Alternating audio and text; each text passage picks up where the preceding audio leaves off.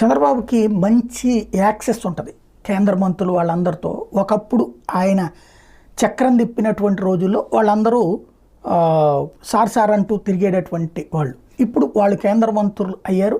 చంద్రబాబు గారు మళ్ళీ ముఖ్యమంత్రిగా ఎన్నికారు. అందులో ఇప్పుడు ఎలాంటి కీ రోల్లో ఆయన ఉన్నారు అన్నటువంటిది తెలుసు కాబట్టి అపారమైనటువంటి గౌరవం లభిస్తుంది. అందుకనినే మంత్రుల దగ్గరికి వెళ్ళినప్పుడు చాలా క్యాజువల్గా అక్కడ వచ్చేటటువంటి మాటల్లో నాకు ఇది కావాలంటే ఓకే చేసేటటువంటి పరిస్థితి. అందులో భాగంగానే బీపీసీఎల్కి సంబంధించినటువంటిది ఏదైతే రిఫైనరీ మచిలీపట్నంలో పెట్టాలి అని చెప్పి అడగటం, ఓకే చేయటం జరిగిపోయింది. స్థలం కూడా ఉంది అని చెప్పేసి బాలశౌరి చెప్పడం. అది అయితే టోటల్గా ఇది 60,000 కోట్ల రూపాయల పెట్టుబడి వస్తుంది.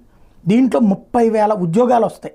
దీని ద్వారా 1,00,000 ఉద్యోగాలు ఇండైరెక్ట్గా వచ్చేటటువంటి అవకాశం ఉంది.